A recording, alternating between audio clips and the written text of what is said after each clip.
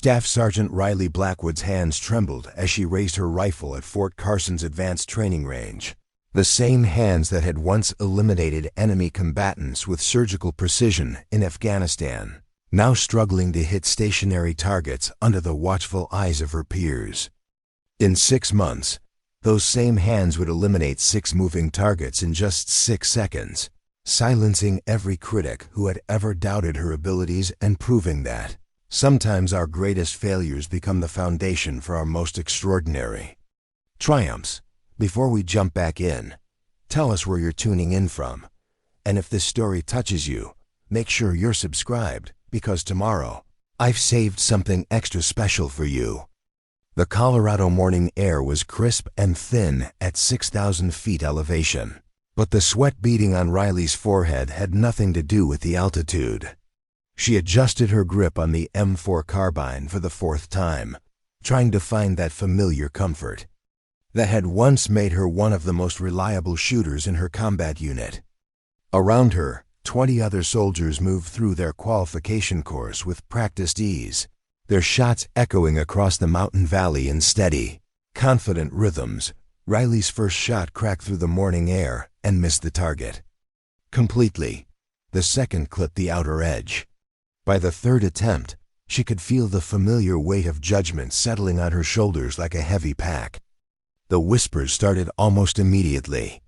"Blackwood's choking again," someone muttered behind her. "How did she even make it through deployment?" Another voice added.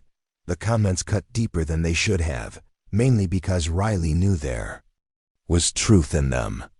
6 months ago, she had been Staff Sergeant Riley Blackwood, combat veteran, decorated markswoman, and respected leader of a reconnaissance team in the mountains of Afghanistan. Her unit had relied on her precision shooting to provide overwatch during dangerous missions, and she had never once let them down. Her steady hands and calm demeanor under fire had saved countless lives during her 15-month deployment, but something had changed when she returned to Fort Carson for advanced training rotation. The moment she stepped back onto American soil, onto a training range where the targets didn't shoot back and the consequences of missing were measured in embarrassment rather than casualties, her confidence had evaporated like morning mist. The irony wasn't lost on her. In Afghanistan, with insurgents actively trying to kill her team, she had been unshakable. Here, in the safety of a Colorado training facility, surrounded by fellow American soldiers, she couldn't hit the broadside of a barn. "Blackwood!" The range sergeant's voice boomed across the firing line. "You're holding up the rotation. Either hit the target or step aside." Riley's face burned with shame as she lowered her weapon. Around her, she could feel the collective impatience of her fellow soldiers, their schedules disrupted by her inability to perform a task that should have been as natural as breathing. She had become the weak link in every training exercise, the soldier that others had to work around rather than with. The walk back to the armory felt like a perp walk. Riley could hear the whispered conversations following in her wake, soldiers speculating about what had happened to the once reliable Staff Sergeant Blackwood. Some suggested combat stress. Others wondered if she had been overselling her abilities all along. The most cutting theory, whispered just loud enough for her to hear, was that she had simply been lucky overseas and that luck had finally run out. Riley's roommate, Corporal Zoe Mitchell, was waiting for her outside the armory building. Zoe was one of the few people at Fort Carson who had known Riley before her deployment, and she had watched her friend's confidence crumble over the past several weeks with growing concern. "Rough morning?" Zoe asked gently, falling into step beside Riley as they walked toward the mess hall. "They're all rough mornings now," Riley replied, her voice barely above a whisper. "I don't understand what's happening to me, Zoe. In country, I could put a round through a coin at 300 meters. Here, I can't hit a man-sized target at 100. Zoe studied her friend's profile, noting the dark circles under her eyes and the tension in her shoulders. "Maybe it's the pressure. Over there, you were fighting for your life and your team's lives. Here, you're fighting for your reputation. My reputation is already shot, Riley said bitterly. Did you hear what Sergeant Hayes said yesterday? He told half the company that I must have been hiding behind my team's skills overseas, taking credit for other people's work. Sergeant First Class Derek Hayes had become Riley's primary tormentor over the past month. A career soldier with 12 years of service and a reputation for being both skilled and ruthless, Hayes seemed to take particular pleasure in highlighting Riley's current struggles. He had a talent for making cutting remarks just loud enough for others to hear, always couched in language that couldn't quite be called insubordination, but that made his contempt crystal clear.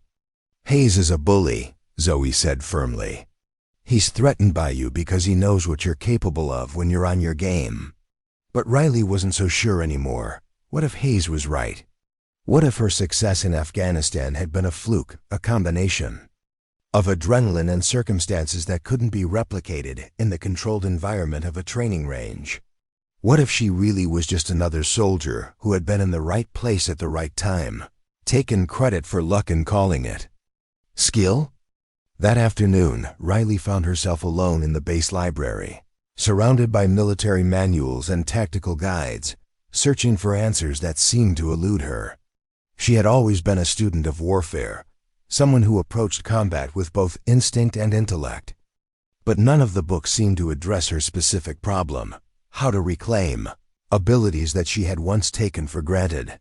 Her phone buzzed with a text from her sister Emma back home in Montana. Saw the news about your unit getting commendations. So proud of you.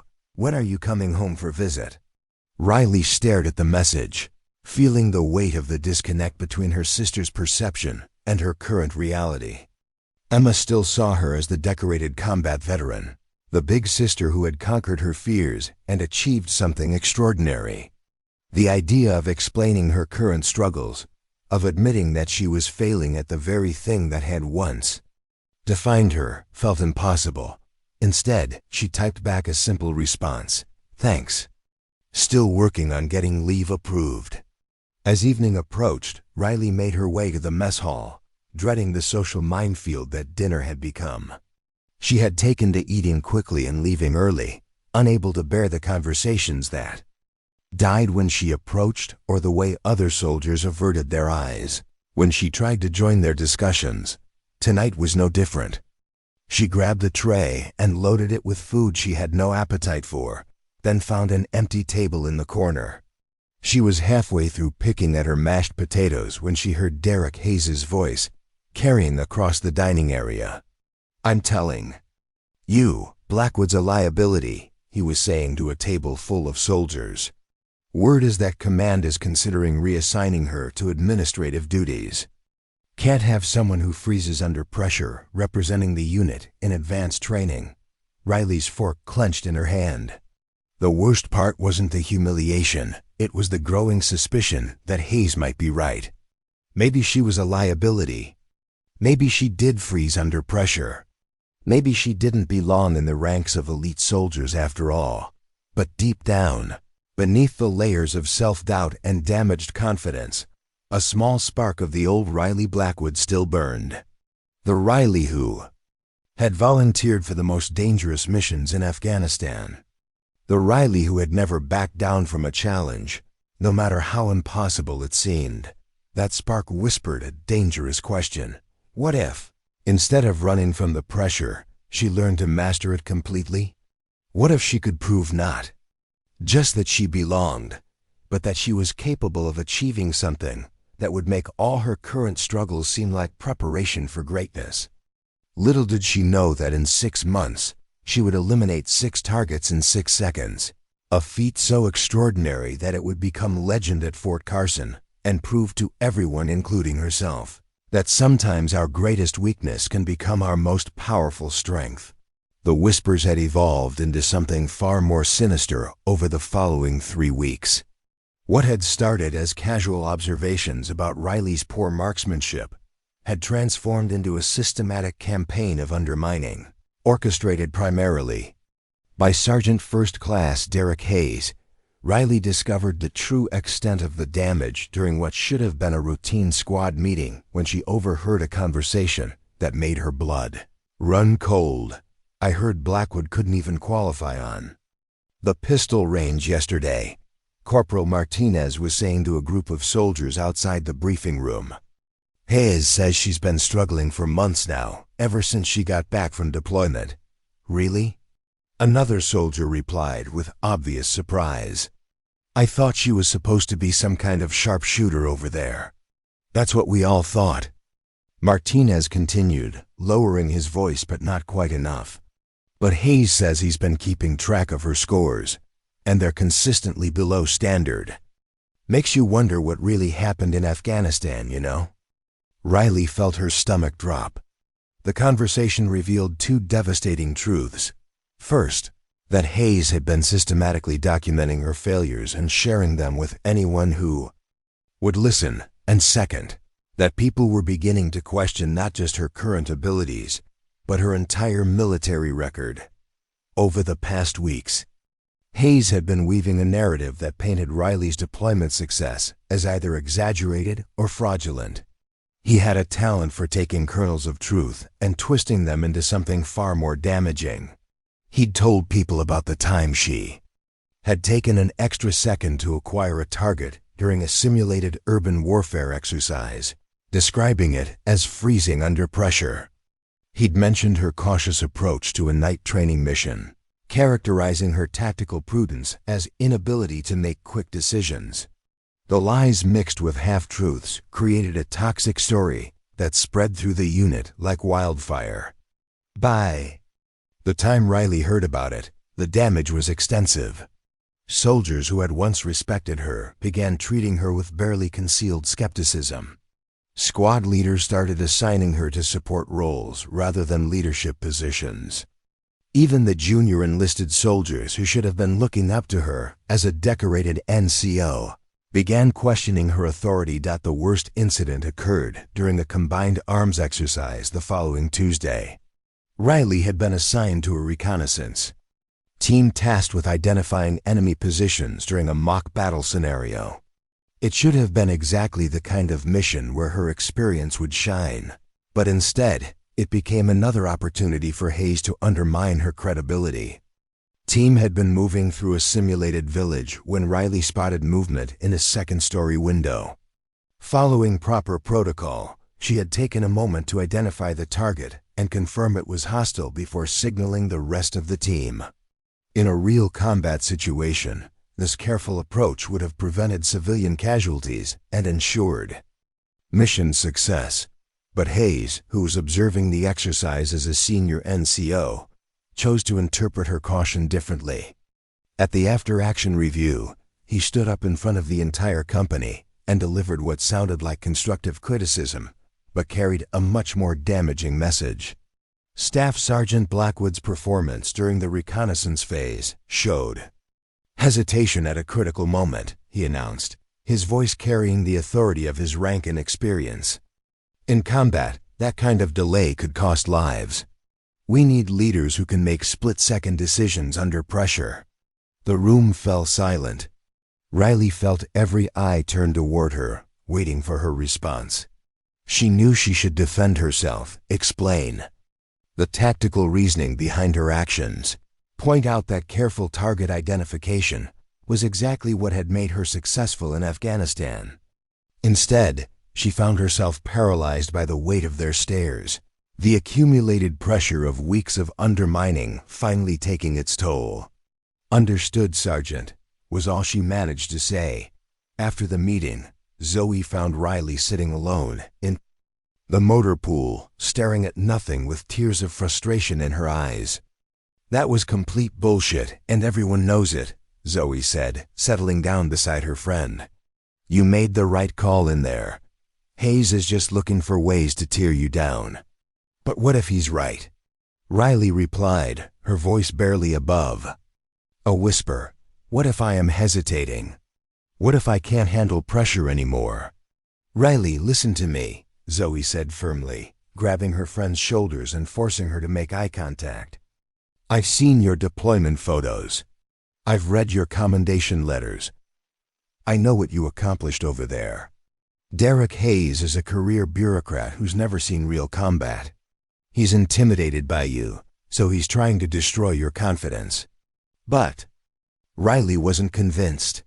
The systematic nature of Hayes's campaign was working exactly as intended, chipping away at her self-belief one incident at a time. Each small criticism, each questioning look, each whispered conversation added another weight to the growing burden of self-doubt she carried. The breaking point came during a unit social event at the base recreation center.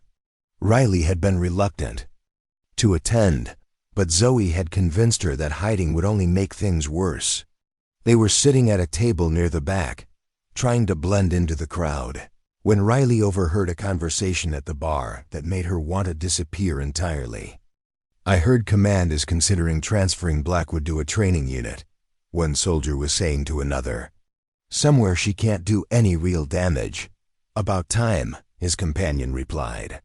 I mean, I feel bad for her, but you can't have someone unreliable at a combat unit. Better to find out now than when it matters. The casual way they discussed her career, her future, her entire identity as a soldier, felt like a physical blow. These weren't enemies or rivals, they were fellow soldiers who had simply accepted Hayes's narrative as truth. She had become the cautionary tale, the example of what happened when someone couldn't handle the pressure of military service. Riley stood up abruptly, mumbling an excuse about feeling sick, and headed for the exit. Behind her, she could hear Zoe calling her name, but she couldn't bear to stay another moment in that room full of people who saw her as a failure. Outside in the cool Colorado evening, Riley found herself facing a choice. She could continue to accept this slow destruction of her reputation and self-worth, eventually accepting whatever administrative assignment they offered her and fading into obscurity. Or she could find a way to prove definitively and dramatically that Derek Hayes and all his supporters were wrong about her. As she walked back toward the barracks, a dangerous idea began to form in her mind. If Hayes wanted to question her ability to perform under pressure, maybe it was time to show him what real pressure looked like. She just needed to find the right opportunity, the right challenge, the right moment to prove that Staff Sergeant Riley Blackwood was far from finished. The opportunity Riley had been waiting for arrived on a scorching Thursday morning when Fort Carson announced a special weapons demonstration as part of the quarterly inter-unit competition. The base had brought in several advanced weapon systems for familiarization training, including the latest tactical rifles equipped with smart optics and rapid acquisition targeting systems. What made this demonstration particularly intriguing was the inclusion of a challenge that had become legendary among elite military units, engaging 6 targets at varying distances and angles within a 6-second time frame. Riley stood at the back of the assembled crowd, watching as the range instructor, Staff Sergeant Williams, explained the setup to nearly 200 soldiers gathered on the main training range. 6 pop-up targets had been positioned at distances ranging from 50 to 200 meters, each programmed to appear at random intervals. The challenge required not just accuracy, but incredible speed, situational awareness, and the ability to transition between targets faster than most soldiers could even process. This exercise was developed by special operations units to test rapid target acquisition under extreme time pressure, Williams announced, his voice carrying across the range through the PA system. 6 targets, 6 seconds, and you must achieve at least 5 hits to qualify. It sounds simple, but I can tell you from experience that very few soldiers can master this level of speed and precision. Riley watched with growing interest as Williams demonstrated the weapon system, a modified tactical rifle with advanced optics that could track target acquisition and transition times down to the millisecond. The rifle itself was a work of art, designed specifically for rapid engagement scenarios, where split-second decisions meant the difference between mission success and catastrophic failure. The record at Fort Carson currently stands at 5.8 seconds for 6 targets, Williams continued. Set last year by a visiting Delta Force operator. Today, we're opening this challenge to volunteers from any unit. Who thinks they have what it takes? Hands shot up immediately. Riley wasn't surprised to see Derek Hayes among the first volunteers, his confident smirk visible even from her position at the back of the crowd. Several other soldiers she recognized as accomplished marksmen also stepped forward, eager to test themselves against what was considered one of the most demanding shooting challenges in the military. Hayes went first. Naturally, he approached the firing line with his characteristic swagger, making a show of checking the weapon and adjusting the optics. When the targets began to appear, he moved with practiced efficiency, acquiring and engaging each one with respectable speed. His final time was 7.2 seconds, with 5 hits, a solid performance that earned applause from the crowd. Not bad, Sergeant Hayes, Williams called out.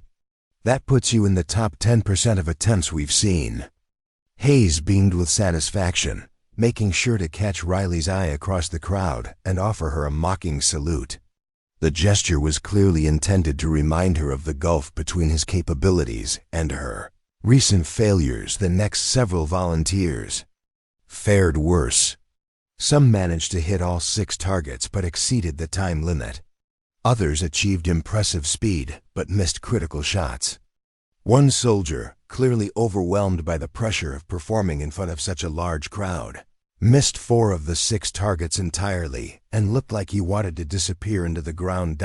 As Riley watched each attempt, she found herself analyzing the challenge with the tactical mindset that had served her so well in Afghanistan.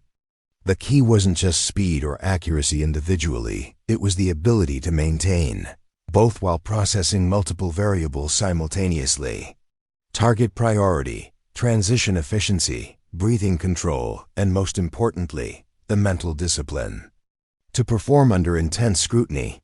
Any other volunteers? Williams called out after the 8th soldier had completed his attempt. This is your chance to test yourselves against one of the most challenging exercises in modern military training. The crowd began to murmur and shift, conversation starting up as soldiers assumed the demonstration was winding down. It was then that Derek Hayes decided to make his move. What about you, Blackwood? He called out, his voice cutting through the general chatter like a blade. You've been awfully quiet over there. Don't you want to show everyone what a decorated combat veteran can do? The entire crowd turned to look at Riley, hundreds of faces swiveling in her direction like a synchronized unit. She felt her heart begin to race, that familiar surge of anxiety that had plagued her for months, threatening to overwhelm her completely. For a moment, she considered making an excuse, claiming she wasn't feeling well, or simply walking away. But Hayes wasn't finished. He stepped closer to the crowd, making sure his voice would carry to every soldier present. Come on, Staff Sergeant, he continued, his tone dripping with false encouragement. We've all heard about your impressive marksmanship record from deployment. Surely a challenge like this would be easy for someone with your experience. The way he said experience made it clear what he really thought about her combat record. The crowd sensed the tension, the underlying challenge in his words. This wasn't just about a shooting demonstration anymore, it was about reputation, credibility, and whether Riley Blackwood belonged among elite soldiers. Riley felt every eye in the crowd boring into her, waiting for her response. She could hear whispered conversations starting up around her, soldiers speculating about whether she would accept the challenge or find a way to back down. In that moment, she realized that this was exactly what Hayes had been building toward, a public humiliation, so complete that it would end any remaining questions about her capabilities. The smart move would be to decline, to claim she wasn't prepared, or that she needed more familiarization with the weapon system.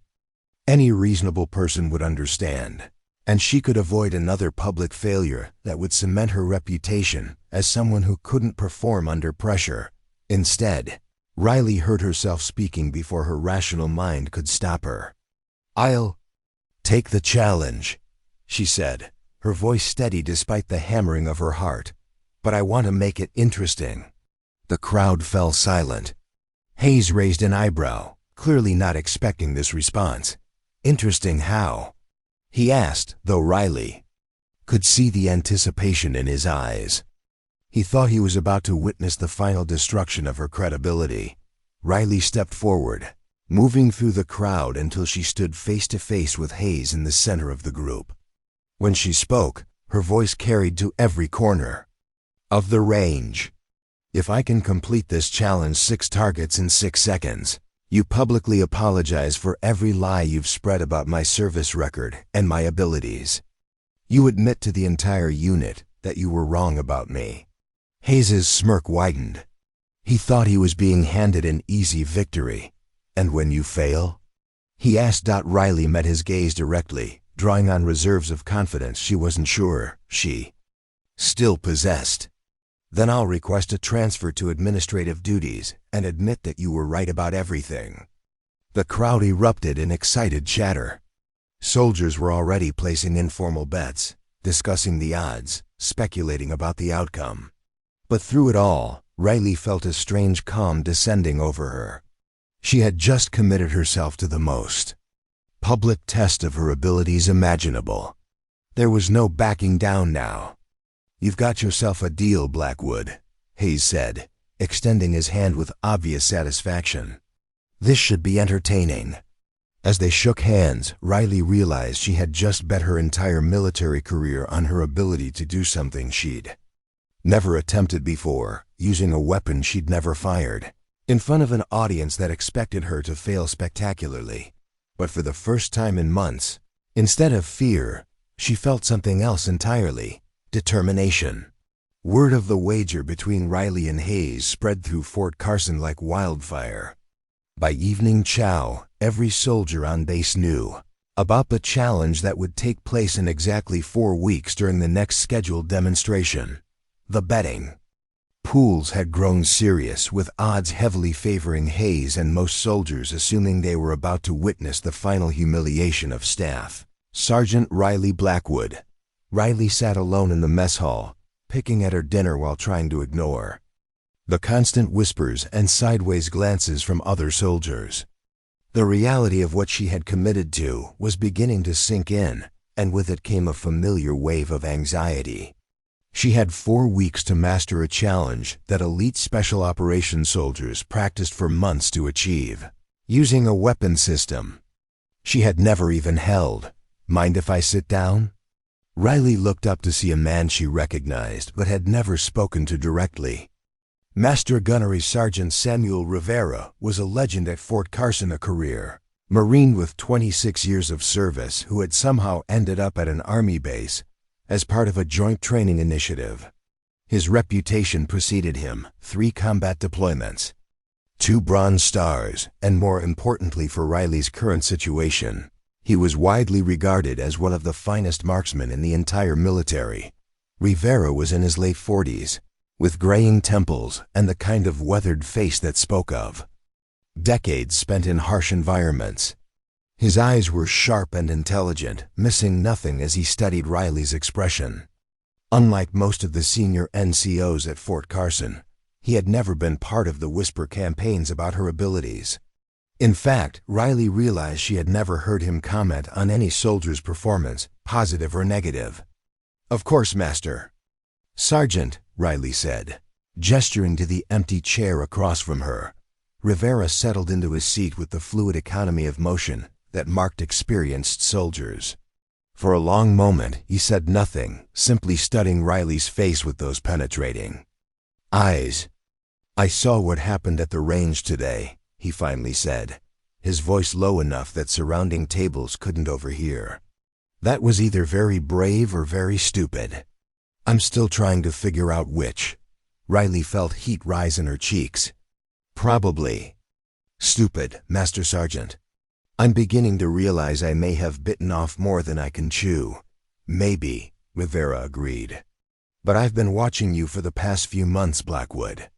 Watching how you handle pressure, how you respond to adversity, how you carry yourself when people are taking shots at your reputation. Riley blinked in surprise. You've been watching me? Part of my job here is to evaluate soldiers for potential advanced training programs, Rivera explained. Your name came across my desk several months ago based on your deployment record.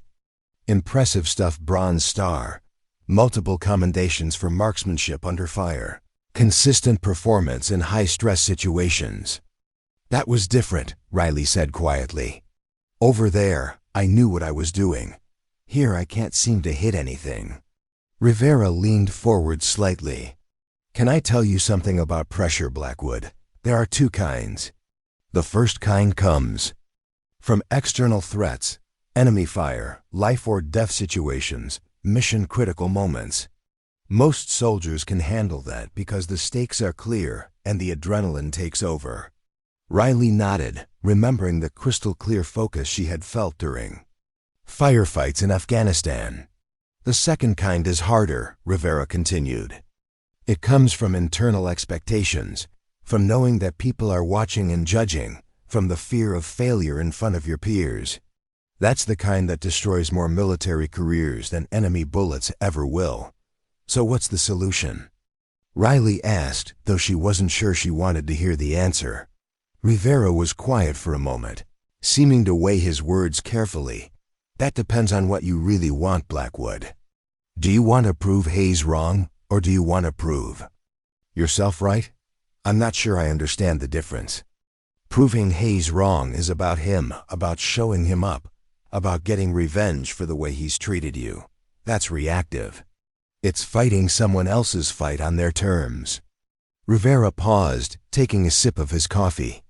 Proving yourself right is about you, about becoming the soldier you know you can be, about mastering skills that will serve you for the rest of your career. Riley considered this distinction. What if they're the same thing? They might be, Rivera admitted. But the motivation matters. If you're doing this just to stick it to Hayes, you'll probably fail because you're still letting him control your performance. If you're doing this to become genuinely better at your job, you might actually have a chance. Master Sergeant, Riley said carefully, are you offering to help me? Rivera studied her face for a long moment. I'm offering to evaluate whether you're worth helping. 4 weeks isn't long to master this kind of challenge, but it's not impossible if you're willing to commit completely. What would that mean, exactly? It would mean training every day, sometimes twice a day. It would mean learning not just the technical aspects of rapid target acquisition, but the mental discipline required to perform under extreme pressure. It would mean confronting whatever psychological barriers are preventing you from accessing the skills you clearly possess. Riley felt a surge of hope mixed with apprehension. And you think I can do it? I think you already did it, Rivera said simply. In Afghanistan, under real pressure, with real consequences. The question is whether you can do it again when the only thing at stake is your pride. He stood to leave, then paused and looked back at her. There's something else you should know, Blackwood. Hayes has been running his mouth about this challenge all evening. He's telling everyone that he's going to make sure the whole thing is recorded, that he wants your failure documented for posterity. Riley felt her stomach clench. Bad enough to fail in front of 200 soldiers. The idea of her humiliation being preserved on video for all time was almost unbearable. But here's the thing, Rivera continued. If you succeed, if you actually pull this off, that same recording becomes something entirely different. It becomes proof that determination and proper training can overcome any obstacle. He placed a hand on her shoulder, the gesture both supportive and challenging. Meet me at the advanced range tomorrow at 0500 if you're serious about this. Bring workout gear and a notebook. And Blackwood, don't tell anyone about our training sessions yet. Let them keep underestimating you. As Rivera walked away, Riley felt something she hadn't experienced in months, genuine optimism. For the first time since returning from deployment, she had an ally, someone who believed her goal was achievable rather than delusional. That night, she called her sister Emma. For the first time since arriving at Fort Carson, The familiar voice from home was exactly what she needed. "Riley." Emma's excitement was infectious. "I was wondering when you'd call. How's the advanced training going?" For the first time in weeks, Riley smiled genuinely. "It's about to get a lot more interesting," she said. She didn't tell Emma about the challenges she'd been facing or the impossible tasks she'd committed to attempting. Instead, they talked about home, about Emma's new teaching job at the local elementary school, about their parents' small ranch in the Montana mountains. As she hung up the phone, Riley felt a renewed sense of purpose. Tomorrow would mark the beginning of the most difficult training of her life. But for the first time since arriving at Fort Carson, she wasn't facing it alone. Preparing and narrating this story took us a lot of time. So if you are enjoying it, subscribe to our channel. It means a lot to us. Now back to the story. The alarm sounded at 4:30 a.m., but Riley was already awake, her mind racing with anticipation and nervous energy about what Master Gunnery Sergeant Rivera had planned for their first training session. She found him waiting at the advanced training range, 2 steaming cups of coffee sitting on a wooden table beside a collection of disassembled rifle components that gleamed in the early morning light. "Punctual," Rivera observed, handing her one of the cups. "Good. We're going to need every minute of the next 4 weeks." Riley wrapped her hands around the warm mug, grateful for both the caffeine and the steadying ritual of a familiar morning routine.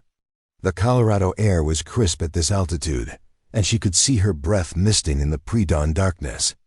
"Before you ever fire a shot in anger," Rivera began, gesturing toward the disassembled weapon on the table, "you need to understand this rifle better than you understand your own heartbeat. This is a modified tactical system specifically designed for rapid engagement scenarios. Every component has been optimized for speed and precision." For the next hour, Riley's hands explored every piece of the advanced rifle system. Rivera made her identify each component by touch alone, explaining the function and critical importance of every part. The trigger mechanism was custom-tuned for a crisp, consistent break. The optics featured an advanced reticle system that could track multiple targets simultaneously. The stock and grip were ergonomically designed to enable lightning-fast transitions between shooting positions. "This isn't just a weapon," Rivera explained as Riley fumbled with the bolt carrier group for the dozenth time. "It's a precision instrument that demands respect and understanding. If you're going to master rapid target acquisition, you need to know how every component contributes to your overall performance." By the end of the first week, Riley could field strip and reassemble the rifle in complete darkness in under 90 seconds. Her fingers had developed a sensitivity she'd never experienced before, able to detect the slightest misalignment or mechanical resistance that might affect accuracy or reliability. But the real foundation work was just beginning. "Now we work on stance and breathing," Rivera announced during their second week. "Rapid target acquisition isn't about being fast, it's about being efficient. Every movement must serve a purpose. Every breath must support your next shot." They spent hours on the fundamentals that most soldiers took for granted. Rivera had Riley practice her shooting stance with an unloaded weapon, adjusting her foot position, the angle of her shoulders, the distribution of her body weight. He taught her to flow between targets rather than jerk from one to the next, to maintain consistent cheek weld while transitioning her point of aim. "The weapon isn't fighting you," Rivera would say during their sessions, watching as Riley practiced smooth transitions between imaginary targets. "You're fighting yourself, your own tension, your own anticipation of failure. Learn to work with the rifle's natural characteristics, not against them." Word of Riley's intensive training sessions began to spread through Fort Carson, though few knew the specific details. Soldiers would see her heading to the advanced range before dawn and leaving well after sunset, often carrying notebooks filled with technical diagrams and performance data. Some speculated that she was receiving remedial training, that her poor Performance had finally caught command attention. Derek Hayes, predictably, had his own theories. "Blackwood's finally getting the reality check she needs," he told anyone who would listen. "Command probably assigned Rivera to talk some sense into her before she embarrasses the whole unit." But there were others who noticed something different about Riley during these weeks. Zoe Mitchell saw the change most clearly. "You seem more focused," she told Riley one evening as they prepared for bed. "More like your old self." Riley smiled but didn't elaborate. Rivera had advised her to keep the specifics of their training secret, and she understood why. The fewer people who knew about the intensive preparation she was undergoing, the more surprised they would be when she demonstrated her capabilities. By the third week, they had moved to live fire exercises with the advanced rifle system. First time Riley squeezed the trigger, she was amazed by the weapon's responsiveness. Every modification and enhancement Rivera had explained became immediately apparent in its performance. The recoil was manageable but decisive, the trigger break was crisp and predictable, and the optics provided a clarity of sight picture she had never experienced. "Again," Rivera said simply as Riley's first shot struck the center of the target at 100 meters. Shot after shot, session after session, Riley gradually learned to work with the advanced weapon system. Her accuracy improved incrementally, but more importantly, her confidence in the equipment grew. She began to understand how each component contributed to her overall performance, how the rifle's design could enhance rather than limit her natural abilities.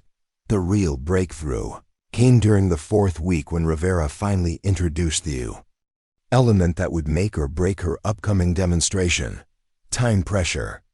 "Everything we've practiced so far has been about building perfect fundamentals," he explained as he activated the computerized target system. "Now we're going to test whether you can maintain those fundamentals when the clock is running."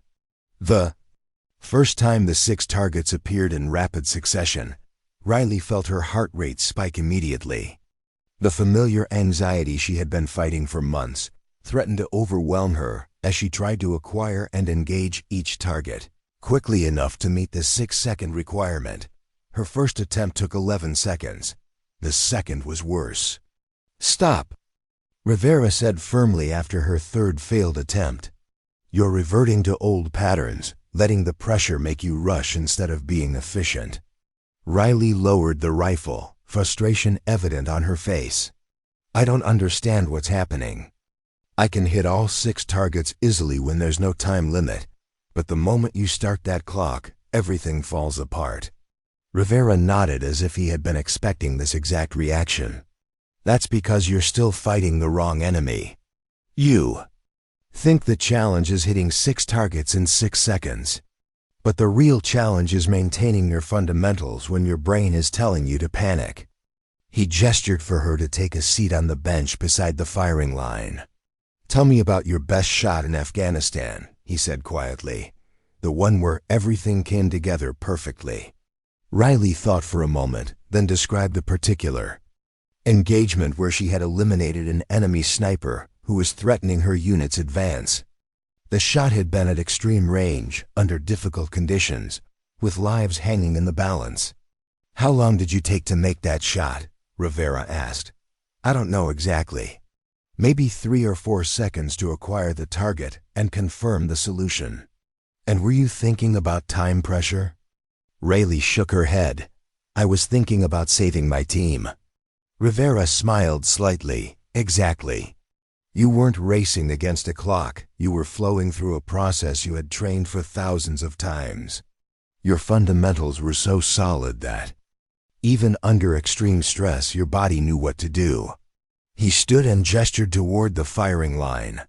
"That's what we're going to build here. Not speed for its own sake, but such perfect fundamentals that 6 seconds feels like an eternity." Over the remaining days before the demonstration, Rivera drilled Riley on what he called process focus rather than outcome focus. Instead of thinking about the 6-second time limit, she learned to concentrate on the mechanical sequence of movements: target acquisition, sight alignment, trigger press, transition to next target. Gradually her times began to improve. 8 seconds, then 7, then finally, during her last practice session before the demonstration, she achieved what she had thought was impossible. 6 targets, 5.7 seconds. All hits. As the final target dropped, Riley felt a calm confidence she hadn't experienced since returning from deployment. She had rediscovered not just her marksmanship skills, but something more fundamental, her identity as a soldier who could perform under pressure. Rivera checked the electronic timer and nodded with satisfaction. "Now you're ready," he said simply. "Tomorrow." She would face the moment of truth in front of hundreds of soldiers, with her entire military career hanging in balance. But for the first time in months, Riley Blackwood wasn't afraid of the pressure. She was ready to embrace it. With less than 2 weeks remaining before the demonstration, Rivera shifted their training focus from mechanical fundamentals to the psychological warfare that would ultimately determine Riley's success or failure. The advanced range had been configured with additional elements designed to simulate the pressure and distractions she would face during the actual event. "Technical skill will only take you so far," Rivera explained as he activated a sound system that filled the range with recorded crowd noise, hundreds of voices talking, cheering, and creating the kind of background din that could shatter concentration. "The moment you step up to that firing line with 200 soldiers watching, your brain is going to try to sabotage everything we've built." Riley found the artificial crowd noise immediately unsettling, even though she knew it was just a recording. The constant chatter made it difficult to focus on the targets. Her first attempt under these conditions was a disaster. She managed only 4 hits in 8 seconds, her worst performance in over a week. "Again," Rivera said simply, making notes on his clipboard. The second attempt was marginally better, but Riley could feel her anxiety building with each repetition. The crowd noise seemed to get louder, more intrusive, making it impossible to find the mental clarity that had become her trademark during training. "Stop," Rivera called after her 5th failed attempt. "You're fighting the noise instead of using it." Riley lowered her weapon, sweat beading on her forehead despite the cool morning air. "How am I supposed to use crowd noise? It's nothing but distraction." Rivera walked over to the sound system and increased the volume even higher. The recorded voices became a cacophony that seemed to press against Riley's skull from all directions. "In Afghanistan, did you ever have to shoot with helicopters overhead? Artillery in the distance? Radio chatter in your earpiece?" "Of course," Riley replied, having to raise her voice to be heard over the artificial crowd. "And how did you handle those distractions?" Riley thought about it for a moment. "I didn't handle them. I just incorporated them into my focus. They became part of the environment instead of fighting against it." "Exactly," Rivera smiled and gestured toward the firing line. "Same principle here. The crowd isn't your enemy, it's just background information. Your job is to filter what's important and let everything else fade away." Over the following days, Rivera introduced increasingly complex distraction scenarios. Flashing lights that simulated camera strobes, unexpected noises designed to break her concentration. Even a group of soldiers who were instructed to move around the periphery of her vision while she was shooting. Each new element initially degraded Riley's performance, but gradually she learned to incorporate them into her process rather than fight against them. She discovered that the key wasn't to block out distractions, but to expand her awareness to include them without letting them control her focus. The human brain can only consciously process a limited amount of information, Rivera explained. During one of their theoretical sessions, when you try to actively ignore distractions, you're actually dedicating mental resources to them. But when you acknowledge their presence and then consciously redirect your attention to your process, they lose their power to interfere. Riley began to understand what Rivera meant about the difference between fighting pressure and flowing with it. In Afghanistan, she had never tried to eliminate the chaos of combat. She had simply learned to function within it. The same skills that had made her effective in war could be applied to the controlled chaos of a competitive demonstration, but Rivera wasn't finished pushing her limits. During the second week of advanced training, he introduced what he called consequence visualization. Part of what's been sabotaging your performance is fear of failure, he said as they sat in the range office reviewing video footage of her practice sessions. But fear of an abstract concept isn't useful. We're going to make the consequences concrete and specific. He had Riley write down exactly what would happen if she failed the demonstration. Not just the general humiliation, but the specific details. Hayes's triumphant gloating, the transfer to administrative duties, the end of her career as a combat soldier, the phone call home to explain to her family why she was leaving the military. Exercise was emotionally brutal. Riley found herself fighting back tears as she wrote out the scenario of her complete professional destruction. But Rivera wasn't being cruel, he was being strategic. Now write down what happens if you succeed, he instructed. The second list was longer and more detailed. Professional vindication, respect from her peers, the opportunity to continue serving. In a meaningful capacity, the chance to mentor other soldiers who might be struggling as she had been. Here's what most people don't understand about pressure, Rivera said, reviewing both lists. It's not the fear of failure that destroys performance, it's the uncertainty. When you clearly understand both potential outcomes and accept them as real possibilities, the pressure becomes just another variable to manage instead of a monster to fight. They practiced consequence acceptance during shooting sessions, with Rivera randomly announcing potential outcomes just before she began. Each attempt. This shot determines whether you stay in the Army or get transferred to a desk job, he might say. Or Hayes is watching this attempt specifically to gather ammunition against you. Initially, these announcements sent Riley's heart rate soaring and destroyed her accuracy. But gradually, she learned to acknowledge the stakes while maintaining her focus on the mechanical process of shooting. The consequences remained real and important, but they no longer had the power to paralyze her performance.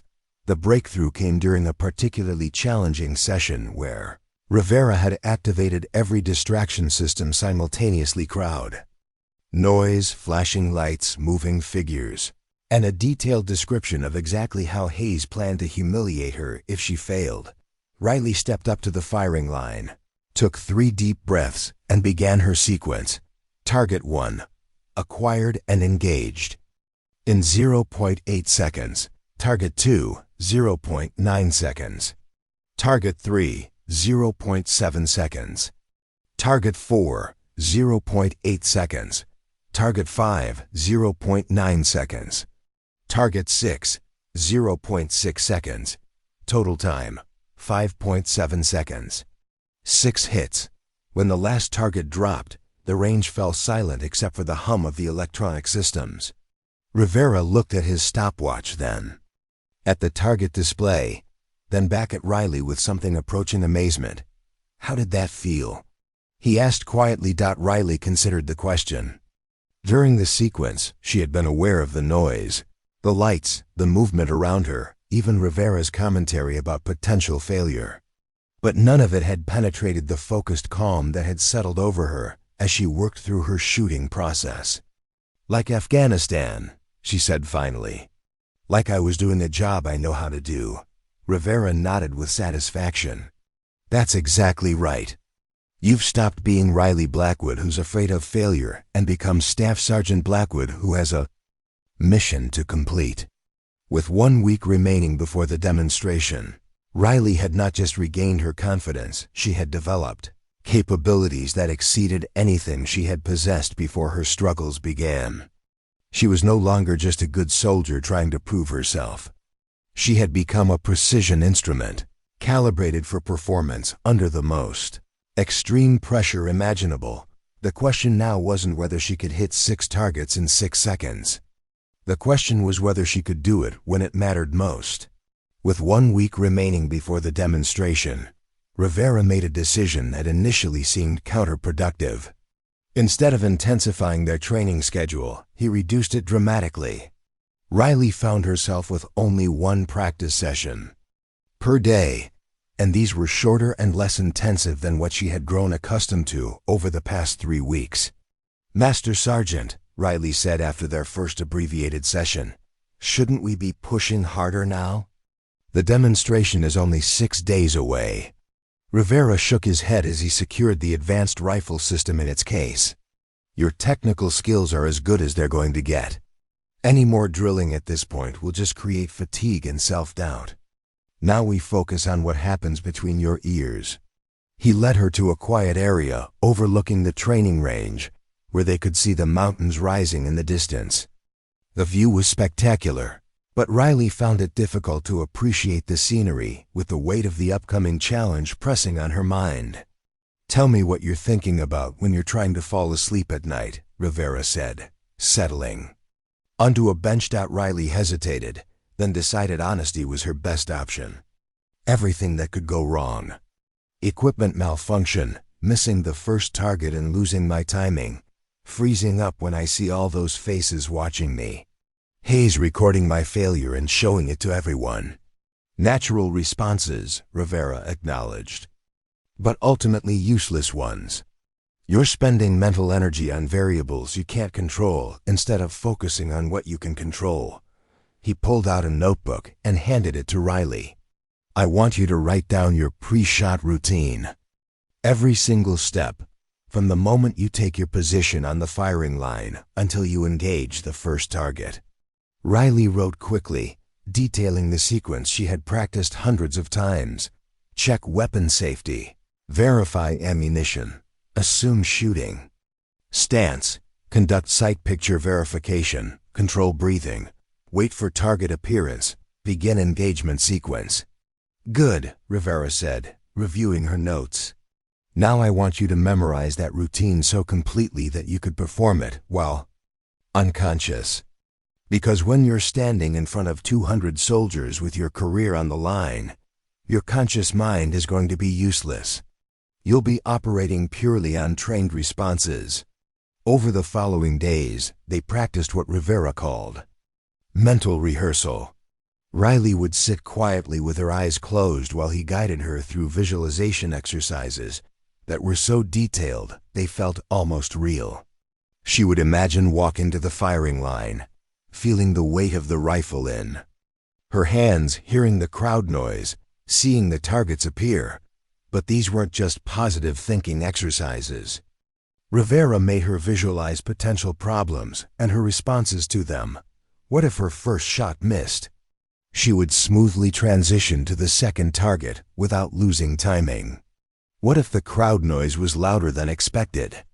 She would use her breath control to maintain focus. What if Hayes made a comment just before she began? She would acknowledge the distraction and let it pass without engagement. "Champions aren't people who never face adversity," Rivera explained during one of their sessions. "They're people who have practiced dealing with adversity so thoroughly that they can handle it automatically." 3 days before the demonstration, Rivera introduced an element that initially seemed cruel. He brought in a small group of soldiers to watch Riley's practice sessions. Not friends or supporters, but random personnel who had heard about the upcoming challenge and were curious to see how she was preparing. The presence of even 5 or 6 observers immediately affected Riley's performance. Her first attempt with an audience took 7.2 seconds with only 5 hits. She could feel the watchers' eyes on her, hear their whispered comments, sense their skepticism about her chances. "Again," Rivera said calmly, ignoring the murmurs from the small crowd. Riley's second attempt was worse. The pressure of being watched, even by a handful of people, seemed to amplify every small mistake and magnify every moment of uncertainty. "Stop," Rivera called after her third failed attempt. He walked over to where the observers were standing. "Thank you for your time.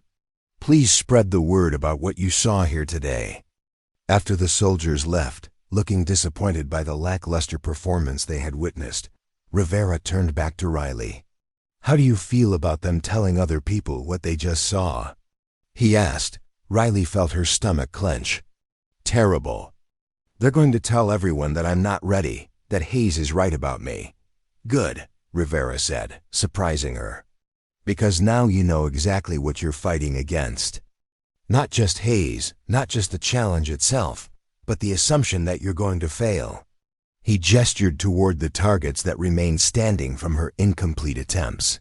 Every person on this base has heard about your struggles over the past few months.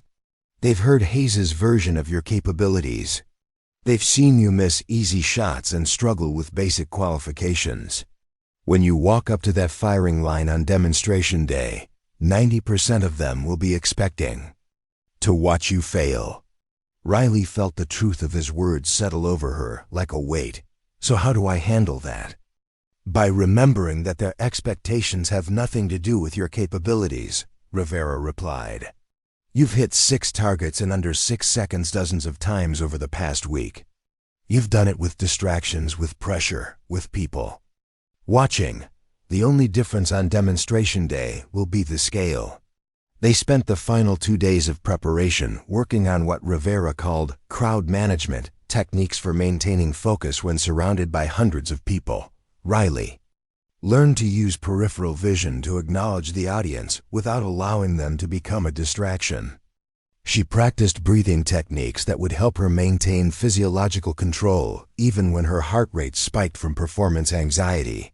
Most importantly, Rivera taught her to reframe the entire experience. Instead of thinking about this as a test you might fail, he said during their final training session, think about it as an opportunity to demonstrate capabilities that most soldiers will never possess. You're not trying to prove that you're adequate, you're showing them something extraordinary. The night before the demonstration, Riley sat in her barracks room, going through her mental rehearsal one final time. Zoe had gone out with friends, leaving her alone with her thoughts and the weight of tomorrow's challenge. Her phone buzzed with a text from Emma. Thinking about you tonight. Whatever you're working on, I know you'll do great. You always do. Riley smiled, feeling a warmth that had nothing to do with the base heating system. Her sister's confidence was absolute and uncomplicated, untainted by the politics and pressures that had consumed Riley's world for the past few months. She wrote back, "Thank you. I'll call you tomorrow night with news." As she prepared for bed, Riley felt a calm that she hadn't experienced since returning from deployment. Tomorrow would bring the moment of truth, the culmination of months of struggle and weeks of intensive preparation. She would either vindicate herself completely or face the end of her military career. But for the first time in months, she knew exactly who she was and what she was capable of. Whatever happened tomorrow, she would face it as Staff Sergeant Riley Blackwood, a soldier who had rediscovered her strength and was ready to prove that. Sometimes our greatest challenges become the foundation for our most extraordinary achievements. Stage was set. The preparation was complete. All that remained was the performance. The morning of the demonstration dawned clear and cold, with a crisp wind that would make shooting conditions challenging but not impossible. Riley woke at 0430, 2 hours before her alarm, her mind already alert and focused despite having slept better than she had in weeks. The months of anxiety and self-doubt had been replaced by a quiet confidence that surprised her with its strength. She followed the morning routine Rivera had helped her develop, light physical exercise to activate her nervous system without creating fatigue, a precisely planned breakfast designed to provide steady energy, and 30 minutes of meditation to center her mind for the challenge ahead. Each element had been tested and refined during their training, creating a foundation of familiarity that would help her feel prepared regardless of what variables the day might bring. At 0600, Riley made her way to the advanced range for a final equipment check. The demonstration wouldn't begin until 1400 hours, but Rivera had insisted on this early session to ensure everything was functioning perfectly and to give Riley one last opportunity to fire the rifle before the main event. She found the master gunnery sergeant already there, methodically inspecting the advanced rifle system that had become as familiar to her as her own heartbeat.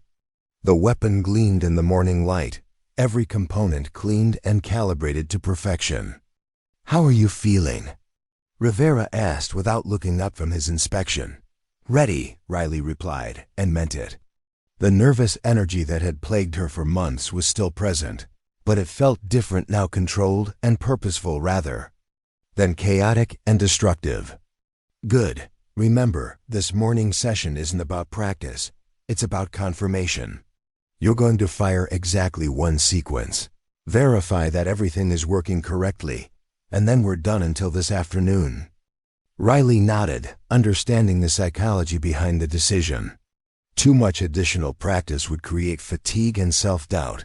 Too little might leave her feeling unprepared. One perfect sequence would reinforce her capabilities without introducing new variables. She took her position on the firing line, went through her pre-shot routine, and waited for the targets to appear. When they did, she flowed through the engagement sequence with the mechanical precision that had become second nature over the past 4 weeks. 6 targets, 5.6 seconds. All hits. Rivera checked the electronic timer and nodded with satisfaction. "Equipment is functioning perfectly." "You're functioning perfectly. Nothing else needs to be done." As they secured the rifle and prepared to leave, Rivera handed Riley a folded piece of paper. "Don't read this until you're standing on the firing line this afternoon. It's just a reminder of something we talked about during training." Riley pocketed the note, curious but trusting Rivera's timing. He had guided her preparation with such precision that she had learned to follow his instructions without question. The morning hours passed with agonizing slowness.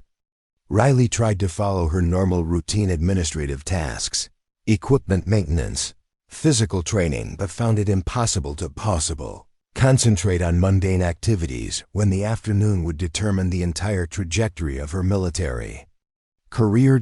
Word of the demonstration had spread far beyond Fort Carson.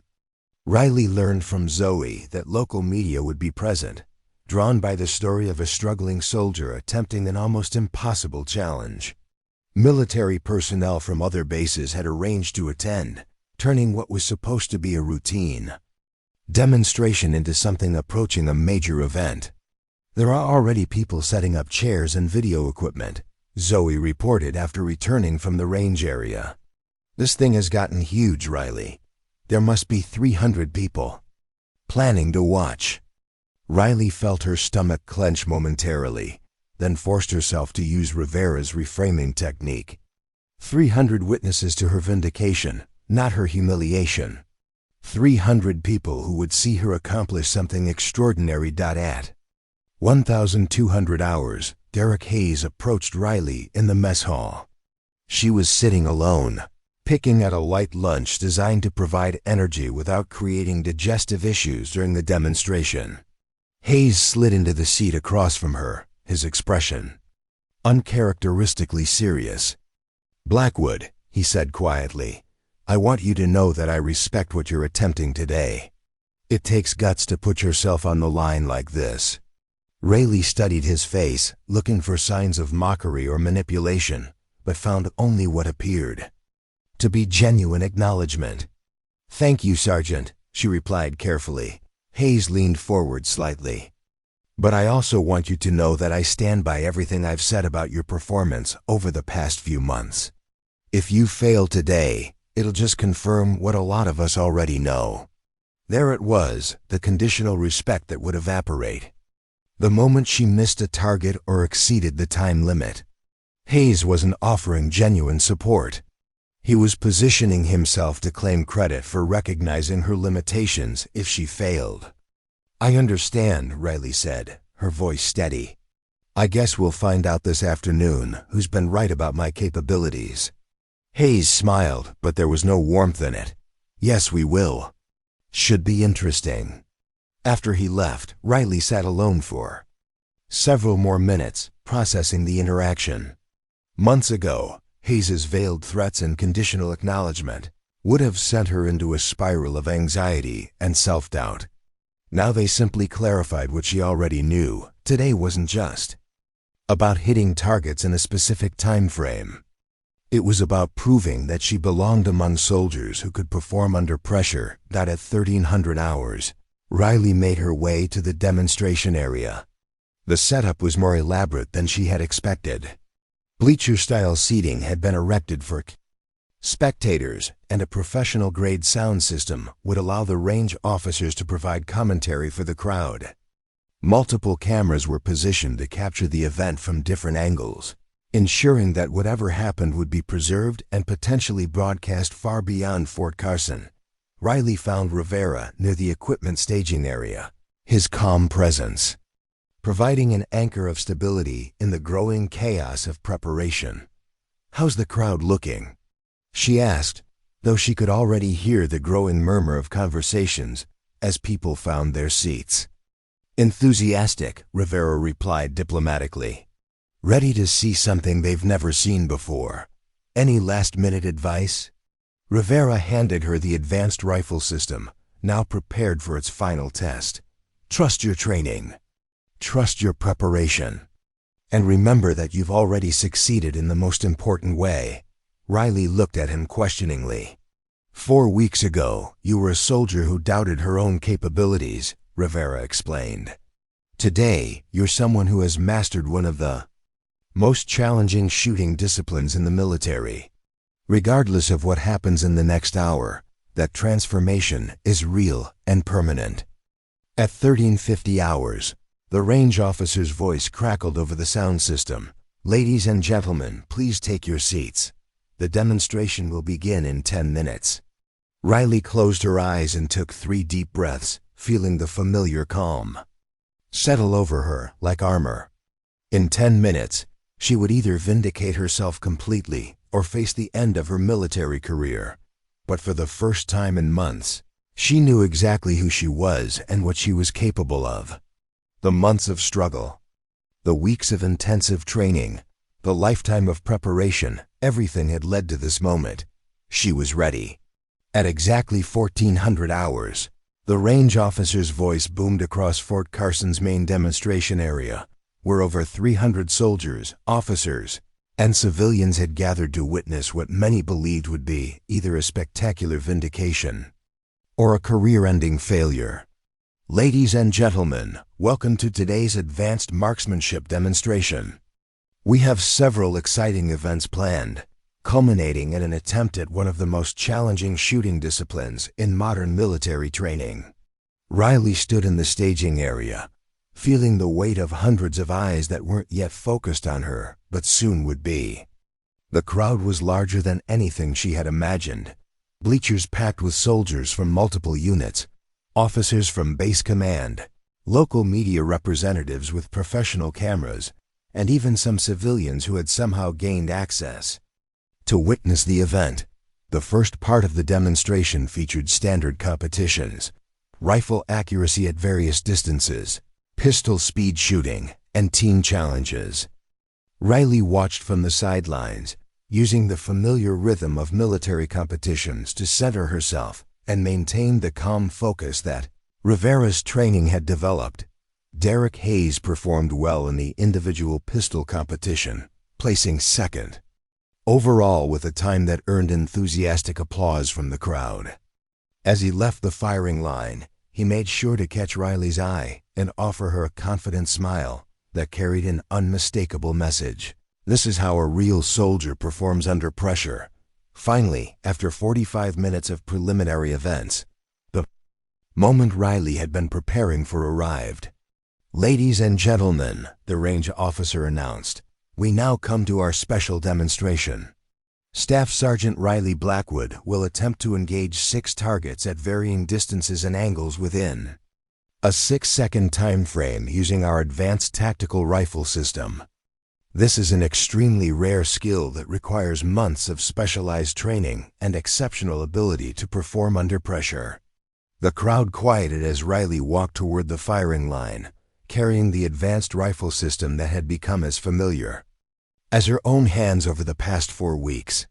She could feel the collective attention of the audience shift toward her, hundreds of conversations dying away as people focused on what they were about to witness.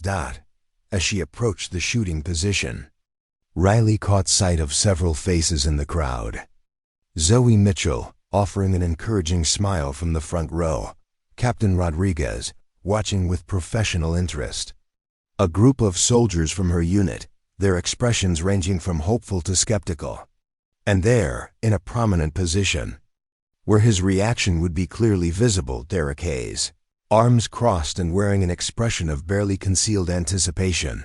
Riley reached into her pocket and unfolded the piece of paper Rivera had given her that morning. Written in his precise handwriting was a single sentence. "You are not proving yourself to them. You are showing them who you have always been."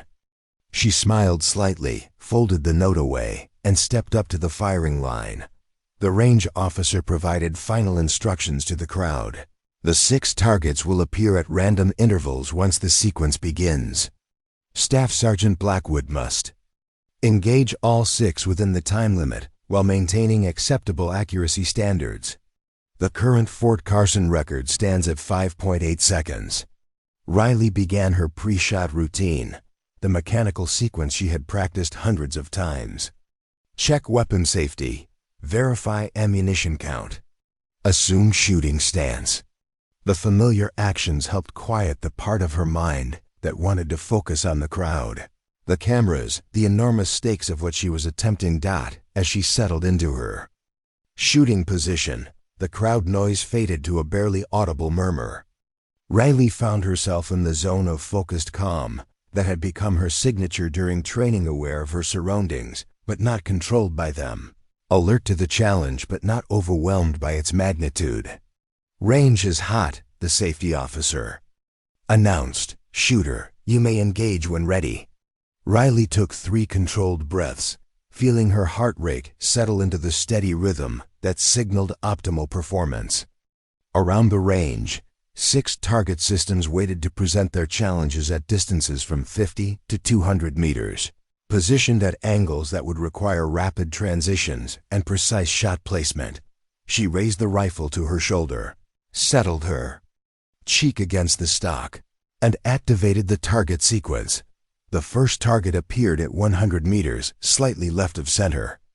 Riley's rifle swung smoothly toward it, her sight picture crisp and clear. First shot, center mass hit. Transition right to the 150-meter position. Second target up. Acquire, align, fire, hit. Transition to the close-range position at 50 meters. Target. 3 appeared larger in her scope, requiring careful aim to avoid overcorrection for the reduced distance. Shot, hit. Immediate transition to the longest range target at 200 meters. The 4th target seemed tiny through her optics, but her fundamentals held true. Sight alignment, breathing control, smooth trigger press. Hit. Quick transition to the intermediate range. 5th target acquired and engaged. Hit. Final transition to the last position. 6 targets. Riley's mind was completely absorbed in the mechanical sequence of movements, each transition flowing into the next with the precision that weeks of intensive training had developed. 6th target appeared, sight picture confirmed, final shot. Fired. The electronic timer stopped. The crowd fell silent. Riley lowered her rifle and engaged the safety, her heart racing not from anxiety but from the controlled intensity of flawless performance. She had felt each shot break cleanly, seen each target react to solid hits, completed each transition with the efficiency that Rivera had drilled into her. But she wouldn't know the results until the range officer announced them. The silence stretched for what felt like minutes but was probably only seconds while the electronic systems compiled the data. Target retrieval mechanisms activated, bringing the scoring information forward for official verification. "Ladies and gentlemen," the range officer's voice finally crackled over the sound system, and Riley could hear the amazement in his tone. "Staff Sergeant Blackwood has successfully engaged 6 targets with 6 hits in a time of 5.4 seconds. The crowd erupted. Soldiers who had doubted her capabilities were on their feet cheering. Officers who had questioned her readiness were applauding with genuine admiration. Even some of the media representatives looked stunned by what they had witnessed. Riley stood on the firing line, feeling a surge of vindication and relief so powerful it nearly brought tears to her eyes. She had not only met the challenge, she had exceeded it, setting a new Fort Carson record in the process. Through the celebrating crowd, she caught sight of Derek Hayes. His face was a mask of shock and something that looked very much like embarrassment. The soldier who had spent months undermining her confidence and spreading doubt about her capabilities had just witnessed her accomplish something he could never hope to achieve. But more importantly, Riley had proven something to herself. She wasn't just a soldier who had overcome a temporary setback. She had become someone capable of extraordinary performance under the most intense pressure imaginable. As she walked off the firing line, surrounded by congratulations and requests for interviews, Riley felt the final pieces of her confidence click back into place. Staff Sergeant Riley Blackwood was exactly where she belonged. The weeks following Riley's record-breaking demonstration brought changes to Fort Carson that no one could have anticipated. The video of her performance had gone viral within military circles, shared across social media platforms, and discussed in training facilities around the world. What had begun as a personal challenge to silence her critics had evolved into something much larger, a testament to the power of determination and proper training to overcome seemingly insurmountable obstacles. Riley found herself thrust into a spotlight she had never sought. Military publications requested interviews about her training methods. Other bases invited her to demonstrate advanced marksmanship techniques. Most significantly, Fort Carson's command structure began treating her not as a problem to be managed, but as an asset to be leveraged. Blackwood, Captain Rodriguez said during a meeting 3 weeks after the demonstration, "I'm recommending you for promotion to Staff Sergeant First Class, effective immediately. Additionally, Command wants you to develop a curriculum for advanced marksmanship training based on the methods you used to prepare for the demonstration." Riley felt a surge of professional satisfaction, but it was tempered by the memory of months spent feeling like an outsider in her own unit. "Thank you, sir. I appreciate the confidence, but I think Master Gunnery Sergeant Rivera deserves most of the credit for the training program." "Rivera has already been consulted," Rodriguez replied. "He specifically recommended that you take the lead on curriculum development. He says you understand the psychological aspects of performance under pressure better than anyone he's worked with." The irony wasn't lost on Riley. The same psychological struggles that had nearly ended her military career had given her unique insights into how to help other soldiers overcome similar challenges. Her first opportunity to apply these insights came sooner than expected. During a routine training session, Riley noticed Private Marcus Thompson struggling with basic marksmanship in a way that reminded her painfully of her own recent difficulties. The young soldier was technically proficient when practicing alone, but his accuracy deteriorated dramatically whenever other people were watching. "Thompson," Riley called after the session, "can I speak with you for a moment?" The private approached with obvious reluctance, probably expecting criticism about his performance. Instead, Riley led him to the same quiet area overlooking the range where Rivera had conducted some of her most important training conversations. "How are you feeling about your progress?" Riley asked gently. Thompson's shoulders sagged with frustration. "Honestly, Staff Sergeant, I'm starting to think I don't belong here. I can hit targets fine when I'm alone, but the moment someone's watching, everything falls apart." Riley felt a familiar pang of recognition. "Mind if I share something with you? 6 months ago, I was in almost exactly the same position. I was the soldier everyone expected to fail, the one they made jokes about in the mess hall." Thompson looked surprised. "But you're the Desert Eagle, Sergeant. Everyone knows your story." "That's exactly my point," Riley said with a smile. "Stories can change. Skills can be developed. The only thing that determines your future in the Army is your willingness to keep working when everything seems hopeless. Over the following weeks, Riley began mentoring Thompson using many of the same techniques Rivera had employed with her. The progress was gradual but steady, and watching Thompson's confidence grow provided Riley with a sense of fulfillment she had never experienced before. One evening, as Riley was updating her training notes, she received an unexpected visitor. Derek Hayes stood in her office doorway, his usual confident demeanor replaced by something that looked almost like humility. "Blackwood," he said quietly, "do you have a few minutes?" Riley gestured to a chair across from her desk. "Of course. What can I do for you, Sergeant?" Hayes sat down heavily, seeming to struggle with his words. "I came to apologize," he finally said. "For everything. The comments, the rumors, the way I treated you. You didn't deserve any of that." Riley studied his face, seeing genuine remorse rather than the calculated manipulation she might have expected. "What changed your mind?" Hayes was quiet for a long moment. "Watching you that day on the range," he said.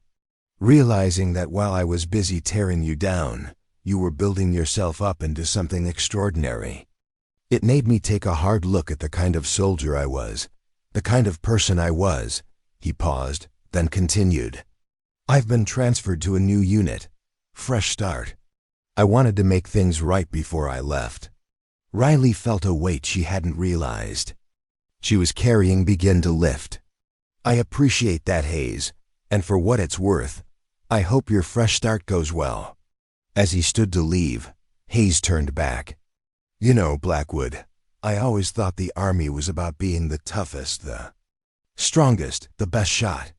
You taught me it's really about becoming better than you were yesterday." After he left, Riley sat alone in her office, reflecting on the journey that had brought her to this moment.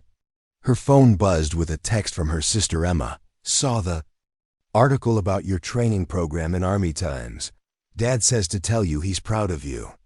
First time I've ever heard him admit he was wrong about anything. Riley smiled, feeling a warmth that had nothing to do with the Colorado sunshine streaming through her window. Her father's approval, once the most important thing in her world, now felt like a nice bonus rather than a necessity.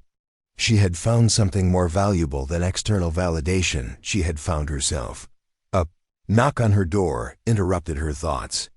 Master Gunnery Sergeant Rivera entered, carrying 2 cups of coffee and wearing his characteristic understated smile. "Heard Hayes stopped by," he said, settling into the chair Hayes had vacated. "How did that go?" "Better than I expected," Riley replied honestly. He apologized, seemed genuine about it. Rivera nodded. "People can change, given the right motivation. Speaking of which, I have some news that might interest you." He pulled out an official-looking document and placed it on her desk. Rayleigh's eyes widened as she scanned the contents. It was an opportunity to join the Army's Advanced Training Development Program, with responsibility for creating marksmanship curricula that would be implemented at bases across the country. The position would mean a promotion to Sergeant First Class and a transfer to Fort Benning, Rivera continued. "You'd be developing training materials, conducting instructor courses, and essentially becoming the Army's subject matter expert on performance psychology in high-stress situations." Riley felt her heart race with excitement. "Master Sergeant, I don't know what to say." "Say you'll think about it," Rivera replied. "You've got a week to decide. But Blackwood, you've already proven you can transform yourself. Now you have the chance to help transform how the Army develops its soldiers." That evening, Riley walked to the range where her journey had begun. The familiar smell of gunpowder and the distant sound of evening training exercises felt like home now. She thought about Private Thompson, about the other soldiers she had been mentoring, about the countless future recruits who might benefit from better training methods. Her phone rang, displaying Rivera's number. "I've made my decision," she said without preamble. "I'll take the position." "I was hoping you'd say that," Rivera replied, and she could hear the pride in his voice. "The Army needs more soldiers like you, Blackwood. Soldiers who understand that real strength isn't about natural talent, it's about the courage to keep improving when everyone expects you to quit." 2 months later, Sergeant First Class Riley Blackwood stood in front of her first instructor class at Fort Benning. The room was filled with experienced drill sergeants and training specialists, all there to learn about the advanced marksmanship confidence-building program she had helped develop. "6 months ago," she began, "I was a soldier who couldn't hit a target consistently with standard weapons. Today, I'm here to teach you how to help struggling soldiers find their potential. The difference wasn't natural ability or special talent. The difference was refusing to accept that failure was permanent." She clicked to her first slide, which showed a photo of the advanced rifle system and a timer reading 5.4 seconds. "This is the story of how I learned that our greatest limitations are often the ones we place on ourselves." As she spoke, Riley could see the skeptical faces in the audience gradually transform into expressions of interest and respect. She thought about her father back in Montana, about Hayes at his new assignment, about Private Thompson, who had just passed his advanced marksmanship qualification. Most of all, she thought about the scared, self-doubting soldier she had been, and the confident instructor she had become. The journey from one to the other hadn't been easy, but it had been worth every difficult step. Riley Blackwood had not just reclaimed her identity as a soldier, she had discovered her calling as a leader who could help others find their own extraordinary potential. 2 years after that transformative demonstration at Fort Carson, Staff Sergeant First Class Riley Blackwood stood before the graduating class of the Army's first Advanced Marksmanship Psychology program at Fort Benning. The program she had helped design from the ground up was now being implemented at training facilities across 3 continents, fundamentally changing how the military approached performance under pressure. The auditorium was packed with drill sergeants, training specialists, and senior NCOs from around the world, all there to learn the methodologies that had evolved from Riley's personal journey of redemption. What had begun as one soldier's desperate attempt to prove herself had become a systematic approach to unlocking human potential under the most challenging circumstances.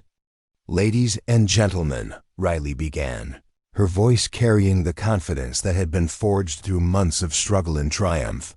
"Welcome to graduation day for the 4th cohort of instructors certified in advanced performance psychology. Over the past 6 weeks, you've learned techniques that will help struggling soldiers discover capabilities they never knew they possessed." She clicked to her opening slide, which showed 2 contrasting images, a missed target from her early struggles at Fort Carson and the precision grouping from her record-breaking demonstration. The contrast never failed to capture her audience's attention. This program exists because the military was losing too many capable soldiers to performance anxiety and confidence issues. We were discarding valuable personnel because we didn't understand the difference between someone who lacked ability and someone who simply needed different training approaches. Riley's presentation covered the psychological principles underlying their curriculum, but she always grounded the theory in practical applications. She described case studies of soldiers who had been written off as failures but had gone on to achieve extraordinary things after receiving proper support and training. One such case particularly resonated with her. Private Marcus Thompson, whom she had first mentored at Fort Carson, had just graduated from Ranger School and was now serving with distinction in a special operations unit. His transformation from an anxious recruit to an elite soldier had become one of the program's most compelling success stories. After the graduation ceremony, Riley found herself in conversation with Colonel Sarah Martinez, the program director who had originally recruited her to Fort Benning.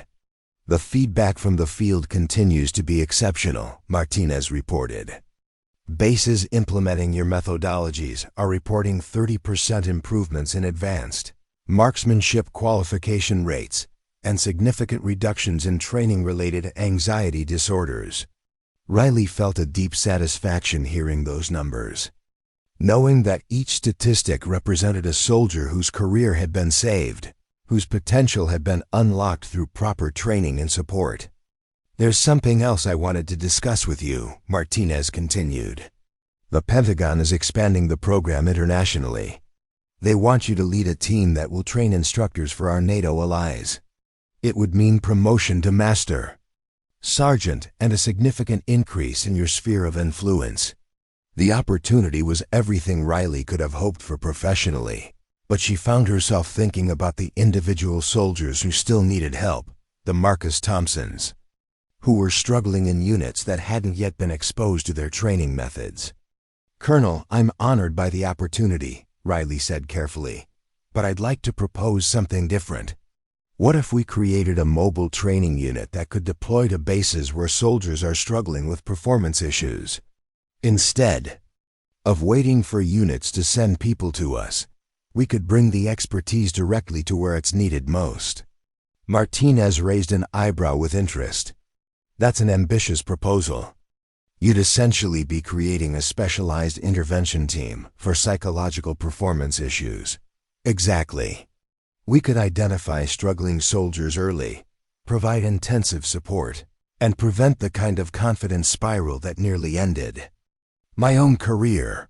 3 months later, Riley found herself back at Fort Carson, but this time as the leader of the Army's first Mobile Performance Enhancement Team. Her unit consisted of Master Gunnery Sergeant Rivera, who had requested transfer, to work with her again, 2 sports psychologists, and 3 master marksmanship instructors trained in their methodologies. Their mission was simple but profound: identify soldiers whose performance had been compromised by psychological factors and provide intensive intervention to restore their capabilities. They had been granted extraordinary latitude to work with soldiers from any unit, at any level, using whatever methods proved effective. Riley's first case at Fort Carson was deeply personal. Staff Sergeant Jennifer Walsh had recently returned from a challenging deployment and was struggling with marksmanship, performance that had deteriorated dramatically since her return to garrison duty. Her symptoms were painfully familiar to Riley: technical skills that vanished under observation, growing anxiety about formal evaluations, and the whispered speculation of peers who couldn't understand her sudden difficulties. "Walsh," Riley said during their first meeting, "I want you to know that I understand exactly what you're going through. 3 years ago, I was sitting in a chair just like that one, convinced that my military career was over."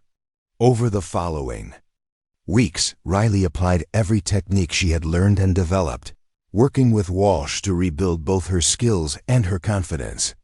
The process was intensive and sometimes emotionally difficult, but gradually Walsh began to rediscover the capabilities that had made her successful during deployment.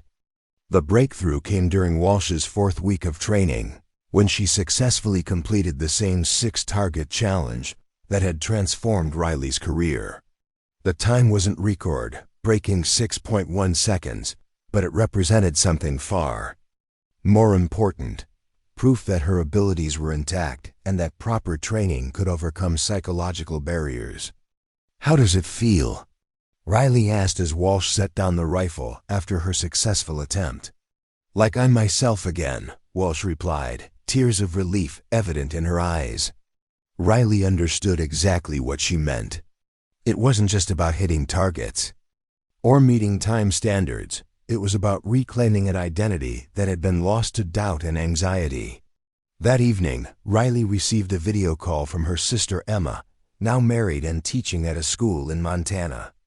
"I saw the news article about your mobile training team," Emma said, her pride evident even through the small screen. "Mom and Dad are telling everyone in town about their daughter who's changing how the Army trains soldiers." Riley smiled, feeling the warmth of family support that had sustained her through the darkest moments of her journey. "It's not just me, Em. I have an incredible team, and we're building on work that a lot of people contributed to." "Maybe not," Emma replied. But you're the one who had the courage to bet everything on yourself when everyone expected you to fail. That's what made all the rest possible." As Riley ended the call and prepared for another day of training, she reflected on the journey that had brought her from a struggling soldier to a leader whose work was impacting military training worldwide. The scared, self-doubting staff sergeant who had accepted Derek Hayes's challenge seemed like a different person now, though Riley knew that transformation had been built on foundations that had always existed within her. Her phone buzzed with a text from Private Thompson, "Now serving overseas, using your breathing techniques during a challenging mission today. Amazing how skills transfer. Thank you for seeing potential when I couldn't see it myself." Riley typed back, "You had the potential all along. You just needed to learn how to access it under pressure." The exchange captured everything Riley had learned about human performance and potential. Every soldier carried within them capabilities that could be extraordinary under the right circumstances with proper training and support. Her job wasn't to create those capabilities. It was to help people discover what had been there all along. In the end, Riley Blackwood's story had become more than just a tale of personal redemption. It had become a testament to the power of persistence, the importance of mentorship, and the truth that every soldier, no matter how unlikely, carries within them the potential for greatness. The only question is whether they and the people around them are brave enough to find it. Up next, you've got 2 more standout stories right on your screen. If this one hit the mark, you won't want to pass these up. Just click and check them out. And don't forget to subscribe and turn on the notification bell so you don't miss any upload from us.